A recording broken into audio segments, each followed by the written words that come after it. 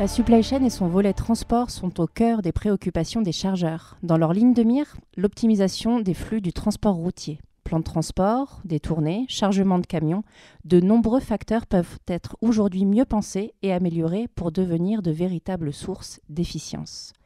Pour nous en parler, nous sommes ce matin avec Jérôme Bourg, PDG de DDS Logistics, entreprise française spécialisée dans l'édition de logiciels pour la gestion du transport et leader sur le marché du TMS en France. Jérôme Bourg, bonjour. Bonjour Lorraine. Pouvez-vous nous présenter DDS Logistics en quelques mots ? DDS est en effet le spécialiste français des solutions TMS.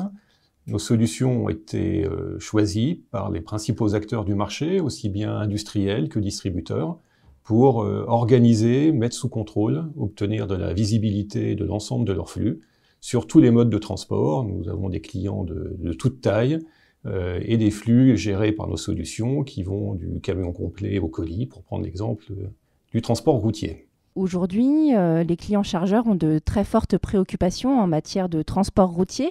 Quelles sont-elles ? Est-ce que vous pouvez nous en parler plus dans les détails ?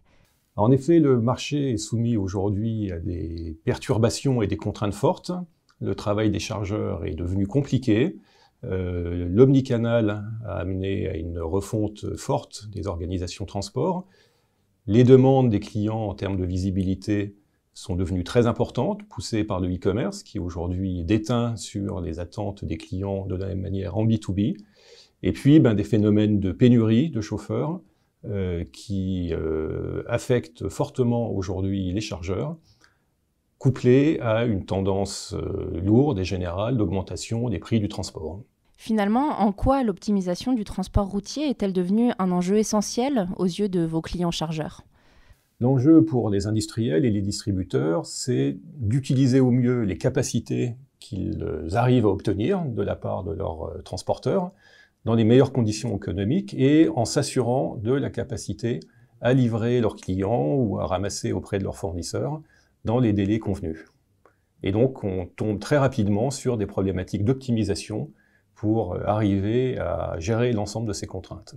Quels leviers peuvent permettre aujourd'hui une meilleure optimisation de ce transport routier pour vos clients industriels et distributeurs ?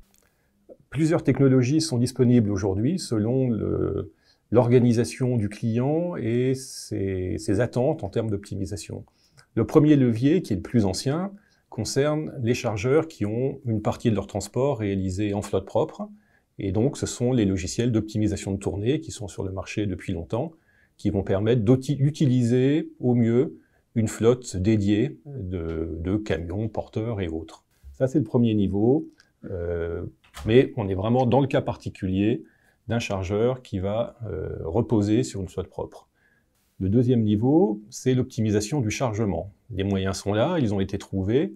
Là, le jeu, c'est de remplir au maximum, d'utiliser au maximum les mètres carrés qui vont être disponibles, qui ont été affrétés. Et aujourd'hui, des solutions permettent de calculer le positionnement des produits, des palettes, y compris de produits hors gabarit, à l'intérieur de la remorque, et de prévoir un ordre de chargement qui tienne compte, bien évidemment, de la tournée qui va être réalisée ensuite par le transporteur. Donc ça, c'est le deuxième niveau. Là, l'idée, c'est d'aller plus loin que ce que peuvent faire les équipes qui vont charger les camions sur le quai sans système. Le troisième niveau d'optimisation, qui est celui qui apporte le plus aux chargeurs, est l'optimisation complète du plan de transport.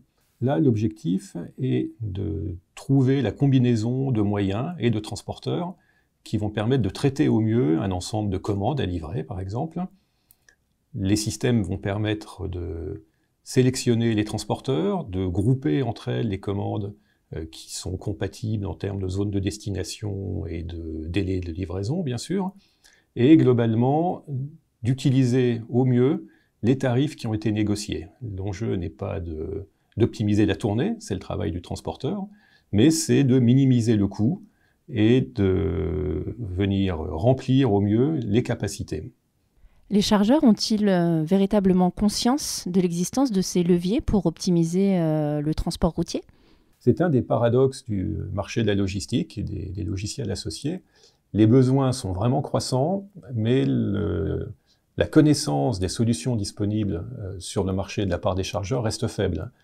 Globalement, nous considérons que les TMS sont utilisés à 25% par les chargeurs, industriels et distributeurs, alors que le potentiel de gain est important et avéré, et que les besoins sont vraiment croissants. Donc non, à ce stade, le niveau de connaissance du marché reste encore faible. Vous parlez de gains. Quels sont-ils concrètement ? Concrètement, nous parlons de gains qui peuvent aller de 5 à 10% sur le budget transport, donc vraiment une masse significative. Et ce qui est remarquable, c'est que ces gains s'accompagnent généralement de gains d'efficacité. Les systèmes d'optimisation et plus globalement les TMS ont automatisé le process et donc apporté une efficacité accrue aux équipes d'exploitation des chargeurs. L'autre élément qui est important dans les contraintes aujourd'hui, c'est la visibilité qui est généralement couplée. Un TMS va permettre d'améliorer non seulement l'équation économique, donc réduire le budget transport, améliorer l'efficacité, tout en donnant de la visibilité et de la qualité de service. J'imagine également qu'en matière de prospective, le TMS et les outils d'optimisation du transport routier ont aussi de belles perspectives d'évolution, avec l'apport notamment des nouvelles technologies. Alors complètement, le premier élément de gain supplémentaire viendra de la collaboration. Nous sommes aujourd'hui dans des logiques où chaque acteur optimise de son côté, les chargeurs de leur côté, les transporteurs de l'autre, et donc les approches de collaboration d'abord entre chargeurs et transporteurs, et ensuite entre chargeurs, des approches de mutualisation peuvent clairement apporter un niveau supplémentaire de gain. Et bien sûr, des technologies de type intelligence artificielle vont permettre d'aller chercher encore un niveau supérieur de gain et de mise sous contrôle de l'ensemble de ces chaînes de transport. Il conviendra donc de suivre ça de très près dans les années à venir, j'imagine ? La digitalisation du transport ne fait que commencer. Les perspectives sont là, les gains partagés par l'ensemble des acteurs sont en grande partie devant nous. Et nous sommes enchantés de pouvoir accompagner nos clients à travers l'expertise de nos équipes et les efforts de recherche et développement que nous portons en permanence sur ces chaînes de transport. Jérôme Bourg, merci.